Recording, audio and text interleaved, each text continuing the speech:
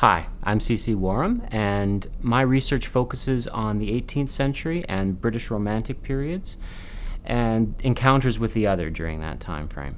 I'm finishing up a book prospectus, finishing a book manuscript right now on something I call Theories of the Other in the Age of Translation, Pope to the Brontes.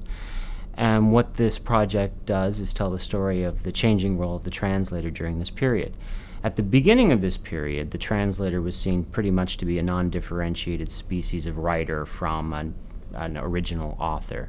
The canonical figures of the time, Pope or Dryden, were translators as much as they were writers of original works.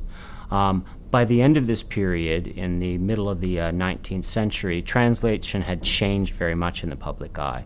So we see the role of the translator being one of a second-class form of writer, someone who is paid very little, who works his or her, usually her, finger to the bone, and sees translation perhaps as a means to becoming an original writer. So as a way to get a foothold in literary circles, as an apprenticeship towards serious writing.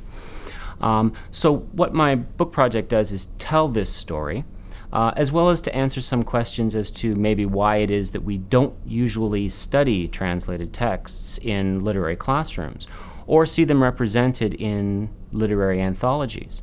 One of the questions I asked myself when I began the project is why it is that we don't usually see these texts represented in anthologies and syllabi, and my project hopes to answer that question, because I think it's very important to reintegrate those translators into the study of national literatures, since people were actually reading these texts during the period.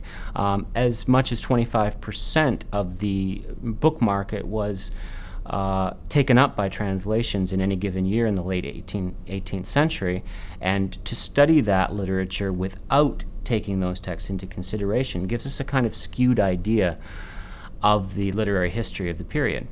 So that's one of the things I'm interested in. I'm also interested in the way that voices within society viewed translators in a rather skeptical way, saw them as potentially seditious, saw them as potentially dangerous to the national interests, and that translators were oftentimes interested in infusing foreign ideas into the national body in order to create a different culture, perhaps not one that's so homogeneous as the previous one was.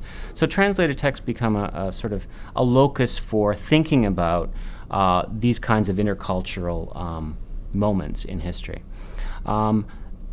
As a result of that work, I became interested in looking at inoculation as a medical practice during the 18th century, mostly because I saw this analogy between inoculation and translation.